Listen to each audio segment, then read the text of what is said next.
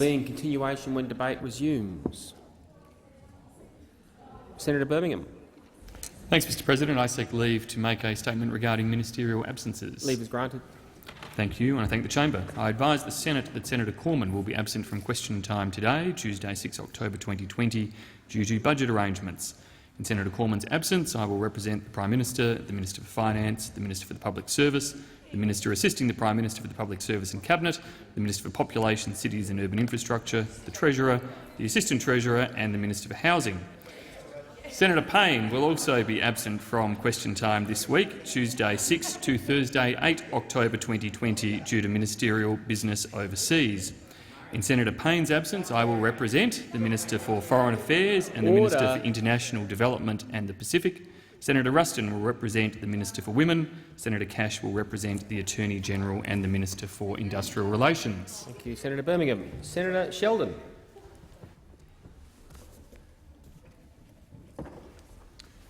My question is to the Minister for Aged Care and Senior Australians, Senator Colbeck. Last week, Professor Brendan Murphy said that if the Australian government had acted sooner to protect residents of aged care from COVID-19, and I quote, there could have been some avoided deaths. Does the minister agree? Minister for Aged Care and Senior Australians, Senator Colbeck. Thank you, Mr President. Thanks, Senator Sheldon, for the question. Mr President, as I've said a number of times in this chamber, every death that's occurred in aged care as a result of COVID-19 is an absolute tragedy, and each of the 681 who have passed away is an absolute tragedy. My condolences and the condolences of my colleagues in the government go to every single one of those families. It is absolutely tragic that these people have lost their lives, Mr President. At all times, Mr President, the government has acted on the appropriate health advice of the time, Mr President. It's very easy for the Labor Party. It's all very easy for the Labor Party to come in here with a 2020 vision of hindsight and make comments or allegations. But, Mr President, all through this pandemic, this government has acted on the advice available to us at the time of the health professionals that have been guiding us. We have continued to do that, and we will continue to do that. We will continue to update our plan as we learn more about the virus, as we learn more about the way that it acts within residential aged care. And, Mr President, as we have learnt more, we have applied that to our response, and that is clearly evident in the work that we've done, particularly, for example, in Victoria with the Victorian Aged Care Response Centre. So, Mr President, on each occasion we have worked with the sector, provided advice to the sector, Mr President, and we will continue to do that, because that's the appropriate thing, to act on the health advice of the day in the best interests of residential aged care residents within Australia. Order. I will call Senator Sheldon, Senator Wong, Senator Rennick. Senator Sheldon.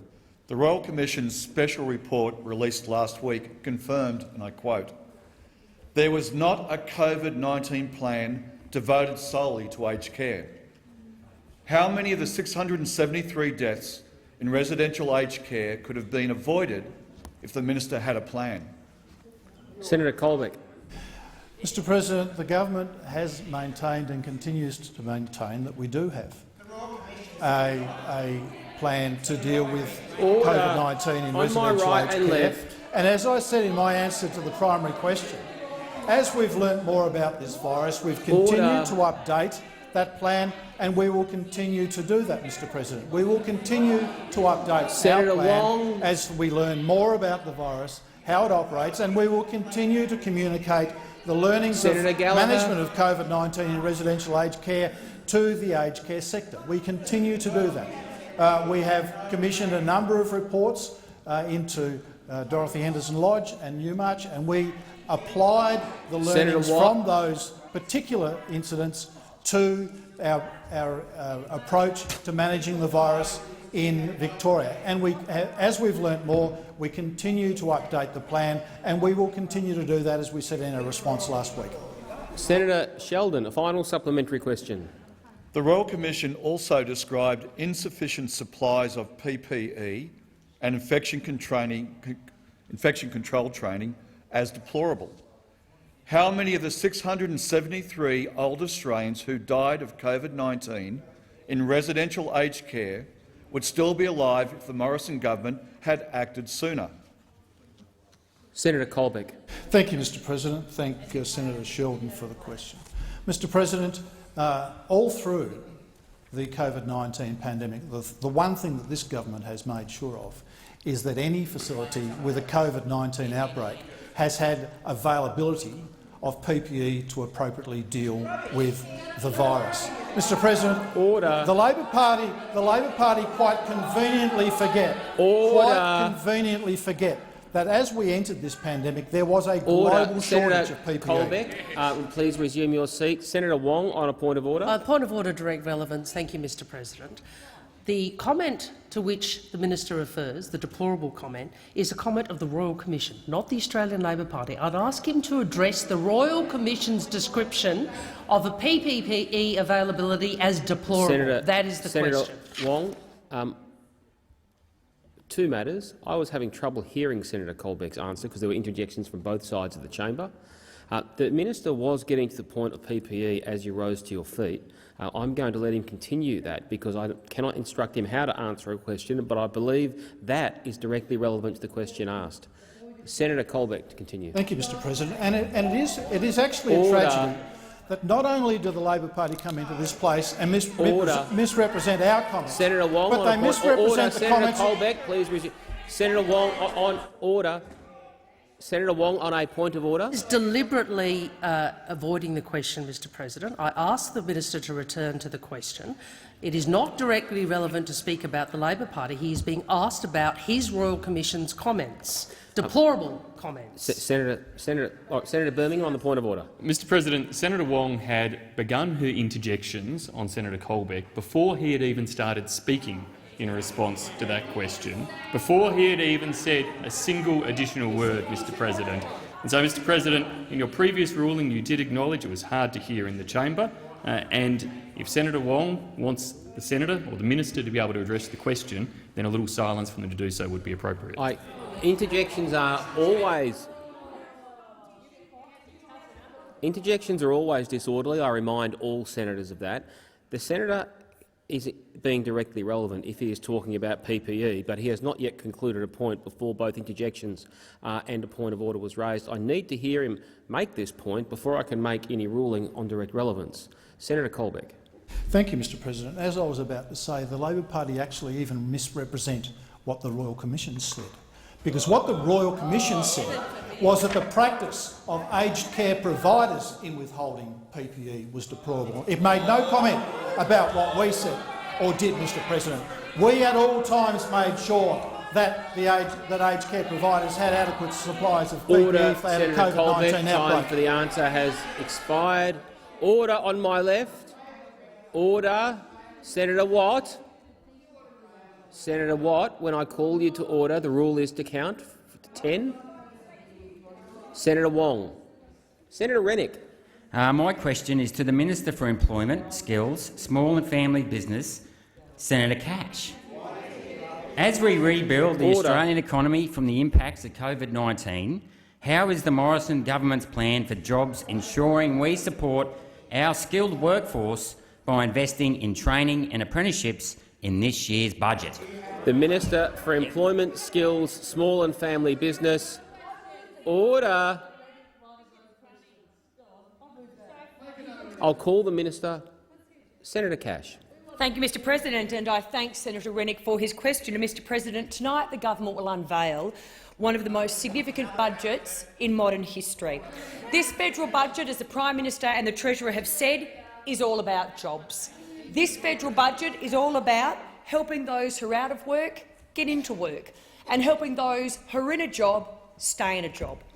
And, Mr President, from our very first stimulus package, the government has put in place support to ensure that our apprentices and trainees are able to stay on the job. Mr President, we've done this through our Supporting Apprentice and Trainee Wage Subsidy. This will now support around 180,000 apprentices and trainees across 90,000 businesses stay on the job, because that is exactly where we need them to be. Mr President, the Prime Minister has also said that the COVID-19 economic recovery will be a skills-led recovery, and that is why we have announced the introduction of a wage subsidy to ensure that we're supporting the commencement of 100,000 new apprentices and trainees. Colleagues, as of yesterday, businesses of any size, in any industry, in any geographic location in Australia, if they sign up a new apprentice or trainee, they will be eligible for a 50% wage subsidy on wages paid from the 5th of October through to the 30th of September 2021. Mr President, whether it's in manufacturing, whether it's in housing, whether it's in construction, the arts or the mining sectors, our new wage subsidy gives businesses the certainty to hire, but it also provides a career path to aspiring young tradies and trainees. This latest measure now sees the Morrison government's continued investment to jobs and skilling Australians, with our total investment for this financial year now almost $7 billion. Senator Rennick, a supplementary question. As part of this record investment, how will the government's job trainer fund, support essential short-term training to— Order. Sorry, Senator Rennick, please. At the rear of the chamber on both sides, Senator Watt, Senator McKenzie and others— Senator Watt, I said Senator Watt. I can't hear the question. I'm going to ask Senator Rennick to start again because I can't hear the question. I doubt the minister could. Senator Rennick, please start again. As part of this record investment, how will the government's job trainer fund, support essential short-term training to help Australians back into work in areas of skill demand? Senator Cash. President, well, the government has partnered with states and territories to put in place the $1 billion Job Trainer Fund. This will provide Australians access to free or low-cost training in areas of demand so that they can get the identified skills and get into a job. Mr President, Job Trainer is central to Australia and Australians' economic recovery from COVID-19. What it will do is provide school leavers and job seekers with new opportunities and new skills to get into a job. And I'm very, very pleased to inform the Senate that we have launched job trainer agreements with Queensland, South Australia, Tasmania, Western Australia, New South Wales, the ACT, and we will shortly launch Job Trainer in the Northern Territory. And those states and territories have agreed to match the federal government dollar for dollar. Mr President, Job Trainer will provide Australians with an additional 340,700 training places. And again, these are in areas of identified need so that they can get into a job. Senator Cash. Senator Rennick, a final supplementary question. How does this much-needed investment in tonight's budget build upon the Morrison's government existing investment in our skills system to keep apprenticeships and trainees in training through the COVID-19 pandemic? Order. Senator Cash. Thank you, Mr President. What those on the other side fail to remember is they actually decimated vocational education and training in Australia. There was the greatest drop in apprenticeships ever under the former Labor government. 110,000 people left apprenticeships in 1 year. They pulled out $1.2 billion in employer subsidies. That correlated with the drop. But who can forget, colleagues, Senator Birmingham in particular, who can forget Vet Fee Help? Seriously, Vet Fee Help totally, completely and utterly decimated the reputation of vocational education and training. And, colleagues, to date, the taxpayer has invested or paid out in excess of $2 billion. $2 billion to students who were signed up by dodgy providers for courses that didn't exist, given a laptop, told to sign up, and guess what? There are still more students out there that are still suffering because of the failure of the former Labor government. In this financial year alone, Mr President, Order, we will Senator invest Cash. now Time $7 for the answer billion. has expired. Senator Keneally. My question is to the Minister for Aged Care and Senior Australian, Senator Colbeck. It's been reported that taxpayers have paid more than $500,000, or the equivalent of $56,000 a month, to the liquidators of a 40-bed aged care facility in Murchison, Victoria, to keep the facility open. Minister, how many residents have benefited from this funding to the liquidators of this facility since February this year? The Minister for Aged Care and Senior Australians, Senator Colbeck. Thank you, Mr President. The facility at Murchison is actually not open. What this government has done is to support the administrator to maintain the administration of that facility pending an agreement for another provider to purchase the facility, Mr President. This government understands that provision of aged care, particularly in regional Australia, is important so that locals can actually access that resource. And because of COVID, Mr President, and the impacts of COVID on the aged care sector, and wanting to ensure that a new provider coming in can actually rebuild that business, Mr President, we have been making payments, as the opposition indicate, and I have to say I think it's a bit unreasonable to try to average across the entire period and make that a monthly number, because there was an initial upfront payment to support the facility through its administration, but now to maintain the administration, Mr President. So quite dishonest of the Labor Party, I must say. But we are supporting the administrator to maintain that administration pending the purchase and sale of the facility to another provider, and taking into account the impacts of COVID-19 on the aged care sector as a part of that process. Senator Keneally, a supplementary question. Thank you. Minister, since the Aged Care Royal Commission was established, Australians have heard shocking stories of ants crawling through wounds, residents left in dirty nappies, and providers begging for more staff. Minister, why did you choose to give this $564,000 grant to a liquidator to run an empty 40-bed aged care facility, rather than investing this money in an aged care facility that is actually open and with residents who need help? Senator Colbeck. Thank you, Mr President. Well, again, Senator Keneally should have listened to my primary question before she asked the secondary question. The facility is not open. It's not being run. It's being maintained on a care and maintenance basis in administration while COVID-19 runs. And Mr President, we have not denied any aged care provider support during the COVID-19 outbreak. Mr President, in fact, we've invested more than $1.6 billion in the aged care sector during COVID-19. $1.6 billion we have invested, and we continue to support this sector to ensure that they can provide all of the things that Senator Keneally talked about, and that's what we will continue to do. We have proactively worked with this sector. We have continued to invest $1.6 billion we've put into this aged care sector just for COVID-19, Mr President, just for COVID-19. So, Mr President— Order, Senator Colbeck. Time for the answer has expired. Senator Keneally, a final supplementary question. Minister, you lead an aged care system where there are 100 reports of assault and sexual assault every week, where more than 1,000 assaults go unreported every week, and with more than 2,000 complaints reported in just 3 months. Minister, why are you determined to waste $500,000 on an empty aged care facility instead of funding the most basic services to help older Australians who deserve better? Senator Colbeck. Well, Mr President, we understand, this government understands the importance of residential aged care in regional Australia and regional Australians having the capacity to access it close by. It's an important part of a local community, Mr President.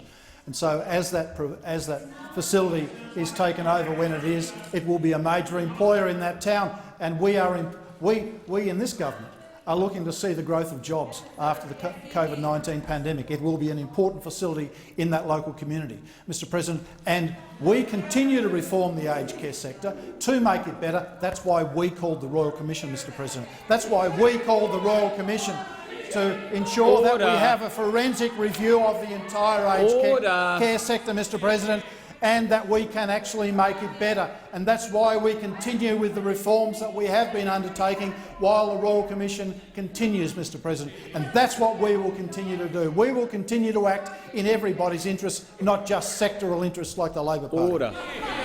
Order. Order. Oh, Senator Siewert has the call for a question. Thank Senator you, Mr Siewert. President. Mr President, my question is to the Minister for Families and Social Services, Senator Ruston. Minister, a constituent recently told me that surviving on JobSeeker was very difficult after the cut to the coronavirus supplement. They said, "I don't think many politicians understand how heartbreaking it is to live in poverty. Constant financial stress is causing my mental and physical health to deteriorate. Without an extra $300, I'll have no way of paying for necessary appointments and medical assistance."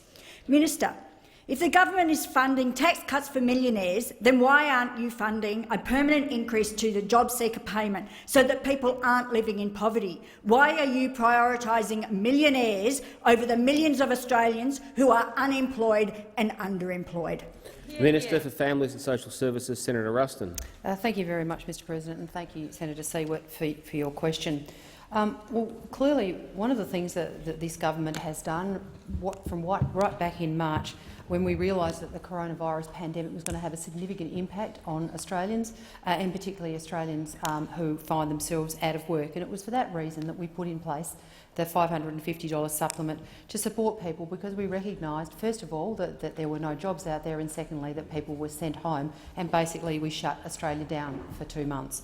That ran for 6 months, as you would be well aware, and then in the July economic fiscal update we made the announcement at that time that, recognising that the jobs market was still shallow, that we were intending to extend that supplement at a rate of $250 through to the end of the year. But at the same time, recognising that we've seen jobs come back. I mean, we've seen over 500,000, in fact, over 700,000 jobs. I think it's 760,000 jobs, if I'm correct, Senator Cash, have come back. And so what we're seeking to do is to encourage Australians to test themselves by going back into the jobs market, even if it only means getting a part-time job. And that's why we put in the $300 per fortnight income-free area, so that those people who find themselves out of work but have got the opportunity to go and get a little bit of work can do so without losing any of their payment. So going through until the 31st of December, people in Australia— Senator Siewert, on a point of order. Of order. I do appreciate, before you preempt me, that I did do a little bit of a preamble, but it's gone for a minute and a half with a history lesson. With a history lesson. I don't need a history lesson. I asked about tax cuts over JobSeeker's permanent increase. Senator Siewert, you asked a question with loaded language at the end of an extensive preamble, which gives me very little ability to tightly hold a minister to direct relevance, because they can be directly relevant by addressing any part of the question, including your preamble. The minister is being directly relevant in this because of the nature of the question. Senator Ruston. Thank you very much, Mr President. And one thing that this government will continue to do is that it will support all parts of our economy, because despite what Senator Siewert might think, jobs don't grow on trees. They're actually created by profitable businesses. And so that's why we are making sure that whilst we maintain levels of elevated support for people who find themselves without a job, we also need to make sure that we stimulate our economy, because the businesses that create the jobs will be the ones that get Australians who find themselves unemployed back into a better place. Senator Siewert, a supplementary question. Thank you, President. Minister, there are millions of Australians who are unemployed and underemployed. What good is a tax cut if you don't have a job? Senator Ruston. Thank you very much, Mr President. And Senator Siewert, as I mentioned in my previous answer, this government is targeting all sectors of the economy, because we believe that the pathway out of the pandemic is by making sure that our entire economy starts working again. That means providing supports for people who find themselves unemployed. As I've said, we do it with the extension of the coronavirus supplement through to the end of the year. And if at the end of the year we are still in need of additional supports for people who find themselves unemployed, then we will make those supports available at that time. But equally, we must open up our economy. We must put incentives in place by stimulating aggregate demand so people start spending money. So this is not just a one-trick government. We have got a range of measures that we're going to put in place to make sure that all Australians play their role in making sure that our economy can return back to the strength and making sure that it happens as quickly as possible. And I think you'll see in tonight's budget a range of measures that go towards making sure that our economy rebuilds with great strength. Senator Ruston. Senator Siewert, a final supplementary question. Thank you to you, Mr President. We established in the COVID committee that the government hadn't done any modelling of the impact of cutting the coronavirus supplement. I ask, does the government have any understanding of the impact this reduction is having on people looking for work? No. Senator Ruston. Yeah, well, first of all, I would like to clarify that the government has not cut anything. The government has extended. In March, we put in place a 6-month coronavirus supplement at $550, and in July we made the announcement that we were intending to extend it through until the end of the year.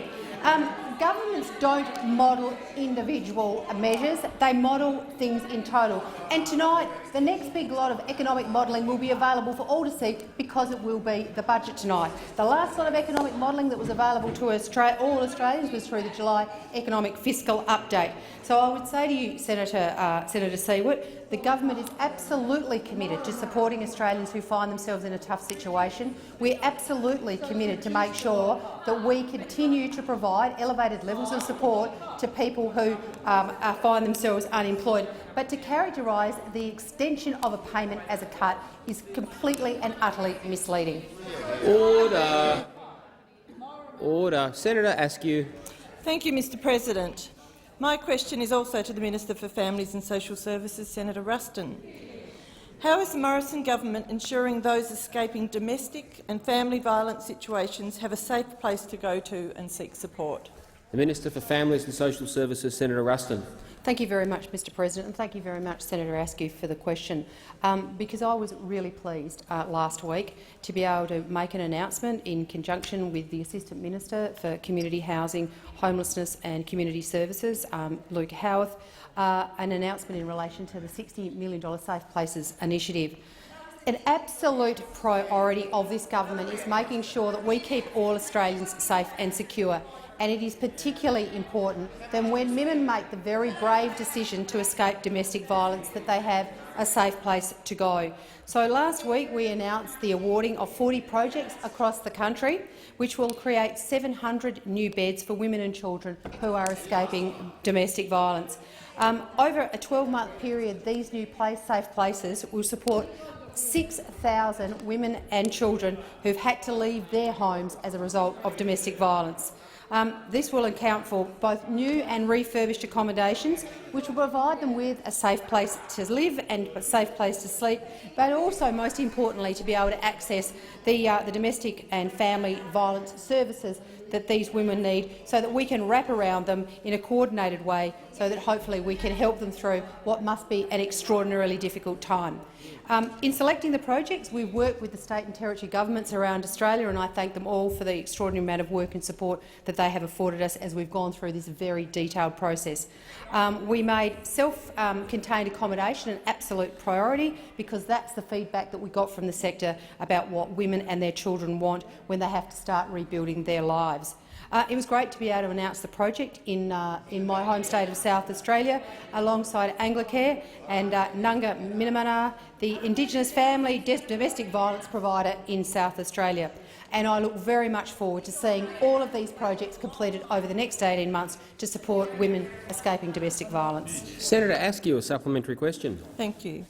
Minister, what does this investment mean for women and children in particularly vulnerable cohorts? Thank you. Senator Ruston. Thank you very much, Mr President, and thank you very much, Senator Askew, for your follow-up question. The government is making sure that the funding of these new safe places are in place in rural and regional communities, as well as in city areas, and also specifically targeting culturally and linguistically diverse women.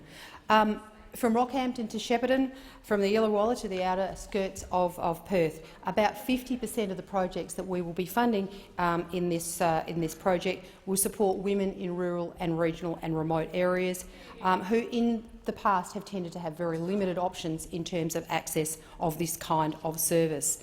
Unfortunately, we also know that Indigenous women are overrepresented in the statistics in family and domestic violence, and that's why housing providers are working directly with organisations who are able to provide culturally appropriate services, such as the one that we announced in Adelaide last week, which is Aboriginal women providing support for Aboriginal women and their children. Senator Askew, a final supplementary question. Thank you. How is the government ensuring that the providers are suited to work with at-risk women requiring emergency and crisis accommodation? Senator Ruston. Thank you very much, Mr President, and thank you, Senator Askew. As part of a very complex and detailed application process, organisations were required to demonstrate that they had extensive history in providing accommodation and housing services. But coupled with that, we also required providers to be able to make sure that they could demonstrate that they had the appropriate family and domestic violence specialist services, or if they didn't have it themselves, that they were partnered with such a service to ensure that the delivery of the service was centred around trauma-informed response, because we know women and children escaping domestic violence need these sorts of services. This means that we have long-term providers that are able to provide full wraparound services with organisations who are experienced in family and domestic violence, because we understand that women and children fleeing domestic violence need much support. This will help women and children find exit pathways to safe and secure ongoing housing, legal support, financial counselling in safe and culturally appropriate ways as Senator they Ruston. rebuild their lives. Senator Watt. Thank you, Mr President. My question is to the Minister representing the Minister for Agriculture, Drought and Emergency Management, Senator Ruston.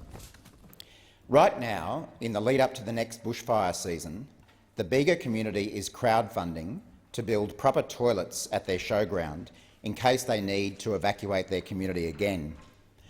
Why is your government leaving bushfire victims to crowdfund for toilets in preparation for another crisis when you have a $4 billion emergency response fund sitting untouched? The Minister representing the Minister for Agriculture, Drought and Emergency Management, Senator Ruston. Well, thank you very much, Mr President, and thank you very much, Senator Watt, for his question. Look, clearly the federal government has absolutely made commitments, and they have honoured those commitments to our bushfire-affected communities across Australia.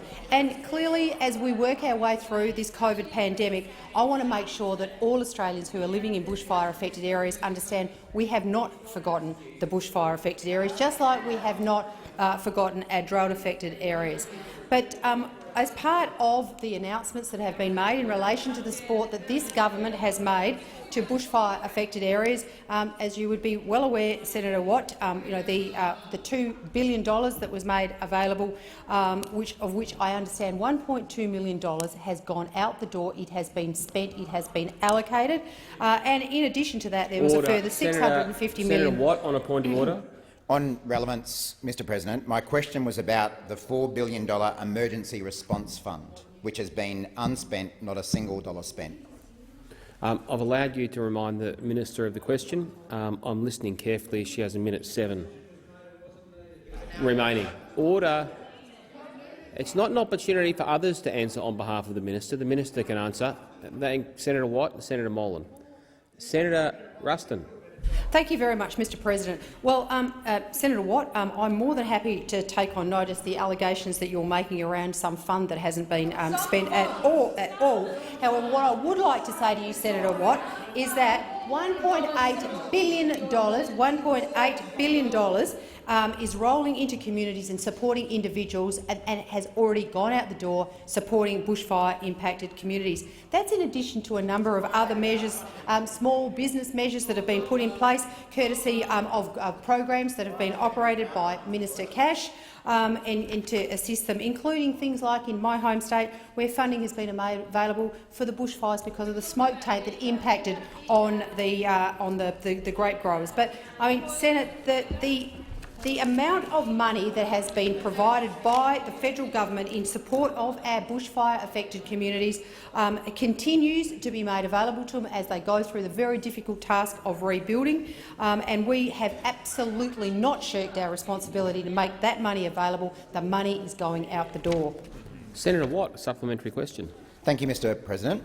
Right now, in Victoria's Towong Shire, charities are building homes for bushfire victims who are still living in caravans 10 months on from the bushfires. Why has it fallen to charities to build homes for bushfire victims when the Prime Minister said, and I quote, "Australians are resilient and want to rebuild, and we will be with them every step of the way"? Senator Ruston. Thank you, Mr President, and thank you very much, Senator Watt, for your follow-up question. And as I made in my remarks in response to your first question, this government absolutely will be with our bushfire victims every step of the way. That's why we have made available significant amounts of money. But I also, in response to your questions in relation to charities, I also want to commend charities out on the ground who have played an extraordinary role, both through bushfires and through the coronavirus, supporting Australians. And I'd also like to make a big shout-out to our volunteers on the ground, the 7.8 million Australians who volunteer, who support Australians. But equally, through those charities, through my own portfolio area, Senator Watt, we have provided significant amounts of additional funding to charities to make sure that they were providing the emergency response services that people may need in these bushfire-affected areas. But to come in here and suggest that there has been no money spent on bushfires is simply incorrect. Senator Watt, final supplementary question. Thank you, Mr President. Last year, the Morrison government announced a $4 billion recovery and mitigation fund to spend $200 million per year helping communities across Australia prepare for and recover from natural disasters. The next fire season is about to begin, and not a single dollar has been spent. Why is the Morrison government always there for the photo op and never there for the follow-up? Senator Ruston. Well, first of all, I would suggest that the comments made by the member opposite in relation to photo opportunities, I mean, absolutely this government takes very, very seriously its responsibility to support all Australians when they find themselves in difficult times, which has been demonstrated time and time again. Our response to bushfires, our response to fires, to floods, our response to the coronavirus pandemic, we have provided a huge— Senator Wong, on a point of order. Both the primary and this question ask the minister to respond to the assertion, the factual assertion, that the $4 billion, $200 million per year fund has not had a dollar spent. I'd ask the minister to respond to that question. I've allowed you to restate part of the question. You'll recall, Senator Wong, the concluding part of the question was somewhat more open-ended, and the minister can be directly relevant to any part of the question she chooses. Senator Ruston. Okay, thank you very much, Mr President. And as I said in my previous answer, I will take the specifics of the $200 million fund and the application of that in terms of the building of bushfire resilience for the forthcoming fire season, and I will return to the chamber and provide that information. But the allegations made by the member when he asked the question in relation to the fact that this government has not been providing assistance to the Australian community that's been affected by bushfires absolutely have supported all Australians who find themselves impacted by natural disasters, including the COVID pandemic. Ruston. Senator McKenzie. Thank you very much, Mr President. My question is to the Minister representing the Minister for Industry, Science and Technology, Senator Cash.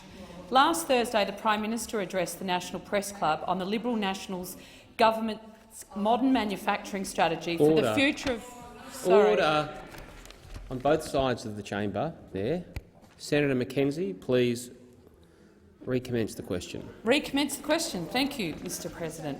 My question is to the Minister representing the Minister for Industry, Science and Technology, Senator Cash. Order. I can't hear the question. I asked interjections. I didn't name anyone across the chamber, so I can hear the question. Order.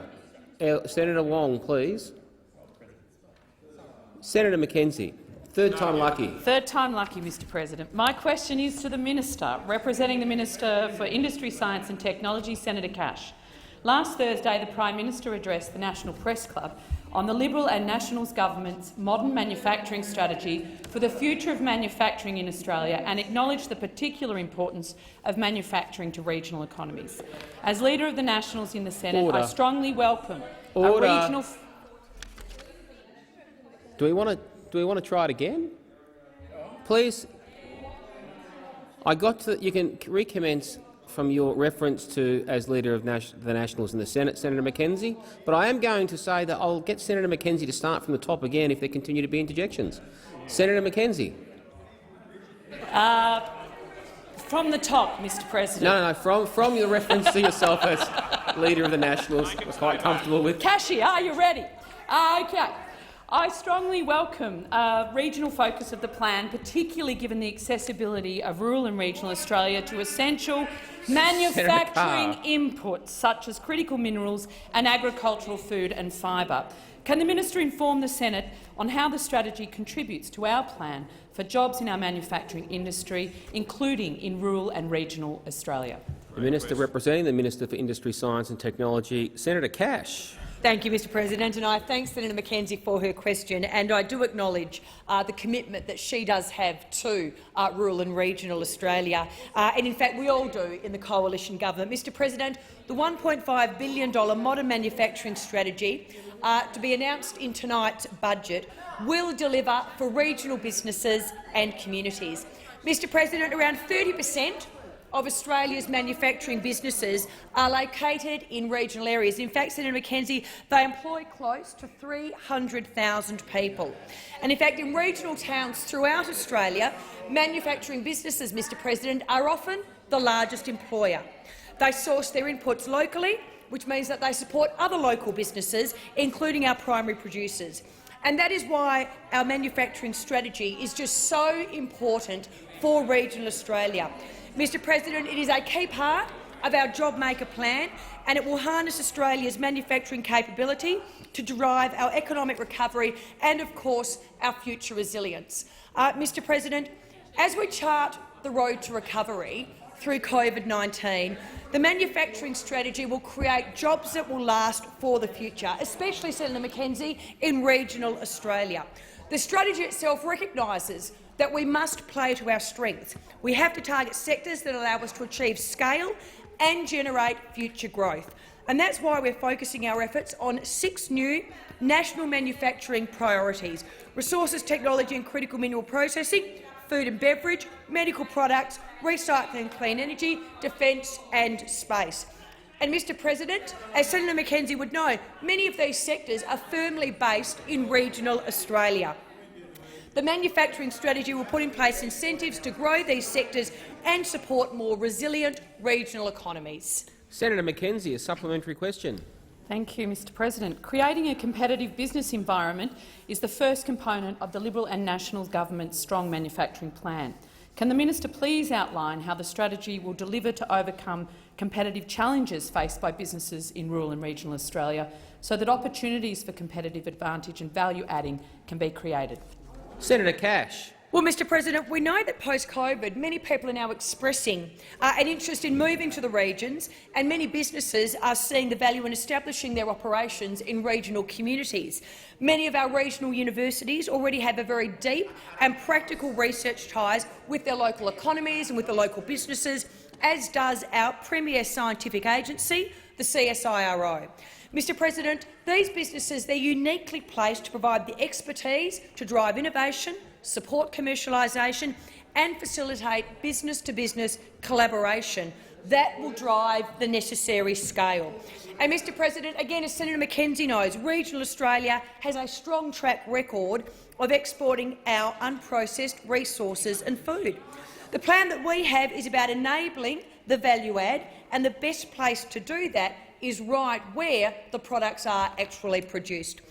The Coalition's modern manufacturing strategy, it's all about helping scale up our manufacturing businesses Senator Cash, so they are better time able for the to answer compete. has expired. Senator Mackenzie, a final supplementary question. Well, thank you, Mr. President. Thank you, Minister, for such a comprehensive answer. Can the minister also outline how the Liberal and National government's plan will build national resilience by securing sovereign capability in these manufacturing sectors, particularly in rural and regional areas, given the resilience they've demonstrated during the COVID-19 pandemic?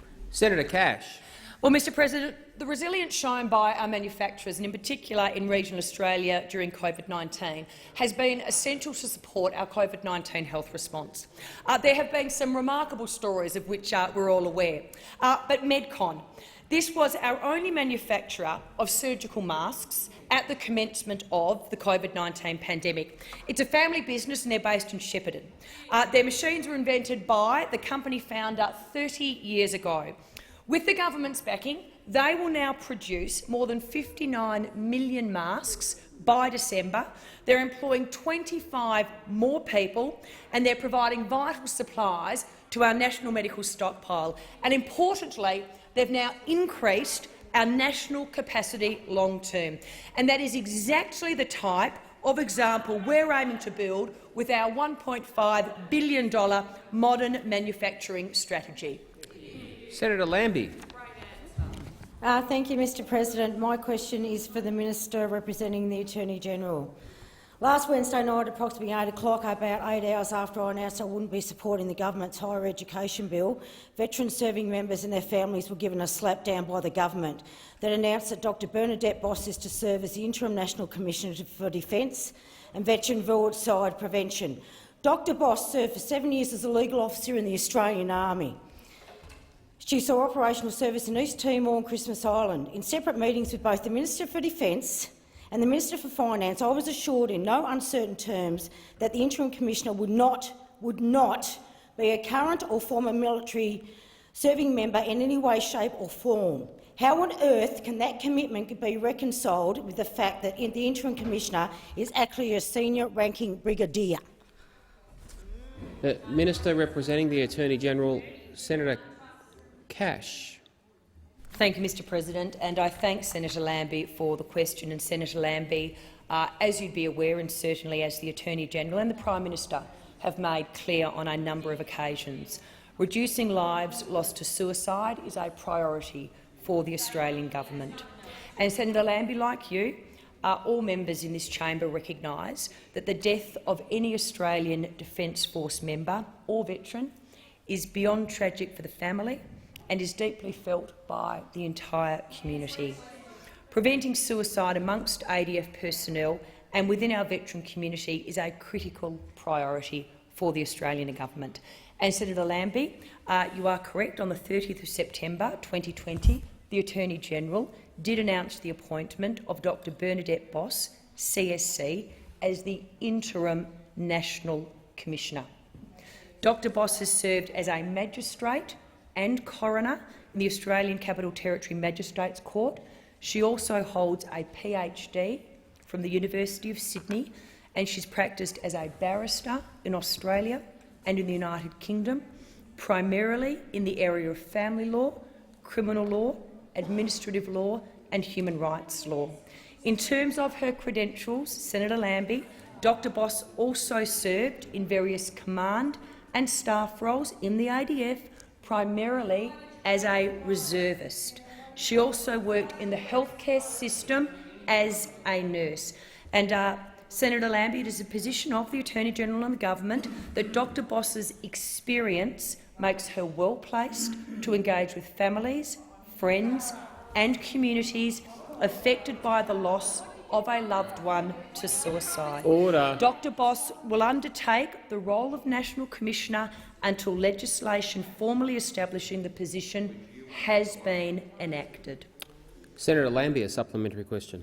Thank you, Mr President. I've heard from veterans already around the country that are up in arms that have already written this off as a stitch-up. I'm telling you what's coming from them. No trust. You've got a real problem here already, and we haven't even got the interim commissioner started. Doesn't this government realise that in order for the interim commissioner to have any positive impact whatsoever, it needs to have the confidence and support of the community it seeks to serve, especially veterans and their families who have lost their own sons and daughters? Why did you not appoint someone independent of the institutions they're charged with investigating? Senator Lambie, time for the questions expired. Senator Cash. And again, Senator Lambie, I will just reiterate that reducing lives lost to suicide is a priority for the Australian government. I've already confirmed that on the 30th September 2020, the Attorney-General announced the appointment of Dr Bernadette Boss as the Interim National Commissioner, and I've taken you through the reasons as to why Dr Boss was appointed. She is, though, as you know, she will undertake the role of National Commissioner until legislation establishing the position has been enacted, and certainly the government congratulates Dr Boss on her appointment. Senator Lambie, a final supplementary question. Mr President, part of the job of the Interim Commissioner is to make recommendations to the Permanent National Commissioner regarding the direction and operation of that office into the future. The government has allowed 12 months for the Interim Commissioner to produce an interim report and 18 months for a final report. My question is whether this interim report period will be allowed to inform the operation of the National Commissioner before they proceed, or will the government jump straight into action without first giving any pause to consider the findings and recommendations of that office? Senator Cash. Well, again, thank you, Senator Lambie. And certainly at this point in time, the government is now going through the process of the introduction of the legislation and the consultation process of which you are aware. You would be aware that on the 27th of August, the Attorney-General himself introduced the National Commissioner for Defence and Veterans Suicide Bill 2020 and the National Commissioner for Defence and Veterans Suicide Prevention Consequential Amendment Bill 2020 to the Parliament. You'd also be aware that at this point in time they had 4 weeks, a 4-week period of public and stakeholder consultation, and the public consultation, as you know, has now concluded on the 24th of September 2020. We've actually received over 90 submissions from both a range of individuals and organisations, and it is also expected that some further outstanding submissions will now be provided. The government is currently considering all of the submissions. Order. Senator Cash. Time for the answers expired. Senator Gallagher. Thank you, Mr President. My question is to the Minister for Aged Care and Senior Australians, Senator Colbeck. Page 3 of the Royal Commission's special report into aged care and COVID-19 states that, and I quote, "The Australian Government should publish a national aged care plan for COVID-19 and establish a national aged care advisory body." How then can the minister claim, as he did earlier in this question time, that, and I quote, "the Royal Commission made no comment about what we said or did"? Minister for Aged Care and Senior Australians, Senator Colbeck. Mr President, the comment that I made was with respect to the question that was asked to me about withholding of PPE, and the report made comment in that question with respect to the actions of providers in withholding PPE, not with respect to what the government had done. My reference, and again the dishonest misrepresentation of comments that I make in the chamber and applying them to a completely different context, continues, Mr President.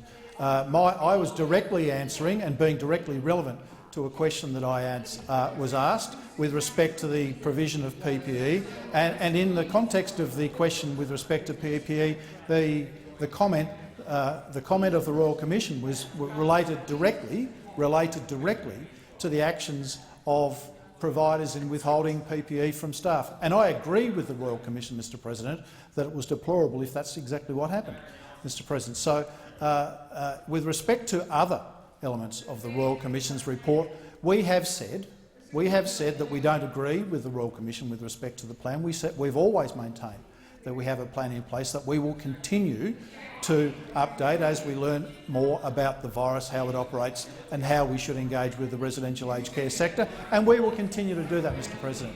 We will continue to do that, Mr President. And so it's dishonest for the Labor Party to come in here and both misrepresent what the Royal Commission said and what I've said here in the chamber. Mr President, we accepted all recommendations of the Royal Commission's report on COVID-19. We've said that we have said that we will respond to them on the 1st of December in this place, as the Royal Commission recommended. But, Mr President, it would be nice if the Labor Party were actually honest with respect to the questions they asked. Senator Gallagher, a supplementary question. Thank you, Mr President.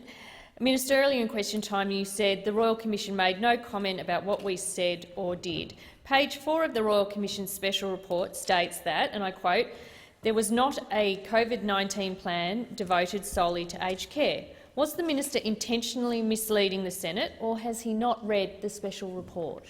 Senator Colbeck. Mr President, I would refer Senator Gallagher, and again the opposition should listen to the answer to the primary question before they just read out the question that they've been given to the supplementary question. Mr. President, I specifically answered that question, Mr. President, and the question that was addressed to me in the previous question was relating to the actions of a provider, not by the government, Mr. President. In every respect of the comments that were made by the Royal Commission with respect to the government and the recommendations that have been made, Mr. President, we have said we agree with those recommendations and we will implement them, Mr. President. That's what we've said and that's what we will do. Senator Gallagher, a final supplementary question. Thank you, Mr. President. Page 25 of the Royal Commission's special report labels the guidelines provided to workers, and I quote, "deplorable." Will the minister now correct the record and admit that the special report made specific comments about his failure, or will he continue to deny responsibility and mislead the Senate and the Australian people? Senator Colbeck. Mr. President, the Labor Party again misrepresents what the Royal Commission has said. They have so little respect for this place. Not only do they misrepresent what we have said, but they misrepresent what the Royal Commission has even said. Mr. President, we have said that we will accept every recommendation of the Royal Commission's report that was tabled last Thursday. That's what we will do. We will report to this place by the 1st of December, as recommendation 1 has said. We are well on the way to implementing 4 of the 6 recommendations, Mr. President, and we have applied $1.6 billion to our plan to support the aged care sector through the COVID-19 outbreak, a fact that was acknowledged by the Royal Commission in its report, Mr. President. So we will, as we've said in our response to the Royal Commission report last Thursday, accept all of the recommendations. We will report to this parliament by the 1st of December. Senator Colbeck. Senator McMahon. Mr. President, my question is to the Minister for Defence, Senator Reynolds. Can the minister outline to the Senate the defence investments the coalition government is making in recognition of the strategic importance of the Northern Territory to our nation? The Minister for Defence, Senator Reynolds. Well, thank you very much, Mr. President, and I thank Senator McMahon for that question, and yes, I can. But also thank you for your boundless passion for defence in the Northern Territory and for their support, so thank you. Northern Australia is of profound and increasing strategic importance to our nation. The Territory is the gateway to the Indo-Pacific, looking out to some of our closest neighbours and friends across the Arafura and also the Timor Seas. As the Indo-Pacific becomes more contested, our region faces the most consequential strategic realignment in our generation. This government reaffirms its commitment to bolstering defence capability in the top end through both the 2020 Defence Strategic Update and also the 2020 Force Structure Plan.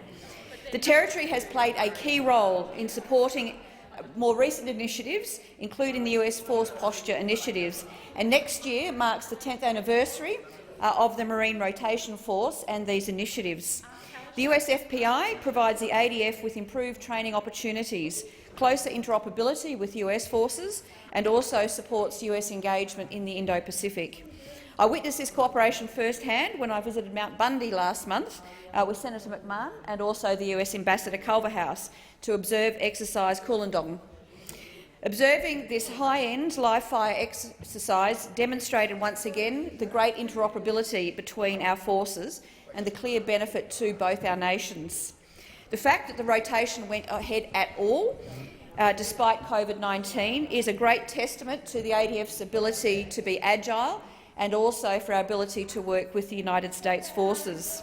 At AUSMIN, we signed a statement of principles to guide the next decade of cooperation on force posture to ensure peace and prosperity in the Indo-Pacific. Thank you. Senator McMahon, a supplementary question. Thank you. Can the minister outline the investments the government is making in response to our changing strategic circumstances, including at RAF Base Tyndall, near my hometown? And I thank the minister for her recent visit. Senator Reynolds. Well, thank you very much, Mr President, and I thank you very much, Senator McMahon, through you, Mr President, for your hospitality and again for your great passion for the community of Katherine and also your support for our defence personnel at RAF Tyndall. The Morrison government is investing over $8 billion over the next decade in the Northern Territory. As part of this investment, we are spending $1.1 billion to further redevelop RAF Base Tyndall. These works will enhance defence air combat capability and also our ability to engage with allies and partners through the conduct of joint exercises, including our enhanced air cooperation with the United States. The building tempo for the redevelopment is accelerating very rapidly, as we both witnessed. These works are in addition to the new facilities to support the Joint Strike Fighter, which are now already complete.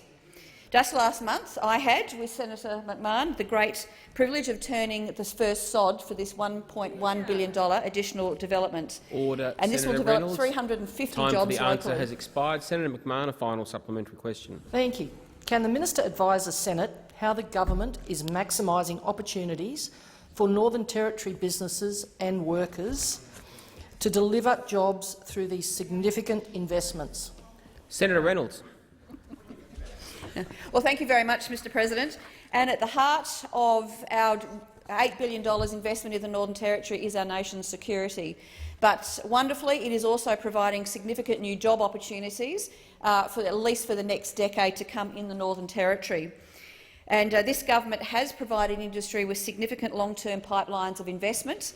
And I was up there recently, again meeting with the Chief Minister, with Senator McMahon, and also with business representatives to work together to ensure that we can provide a continuous pipeline and supply of jobs and investments in the Northern Territory. Local industry capability plans, which were implemented by Senator Payne, who was the relevant minister at the time, are now realising very significant benefits to local industry in the Northern Territory. The Northern Territory's industry participation in major defence construction projects is now over 80%, and it is continuing to rise.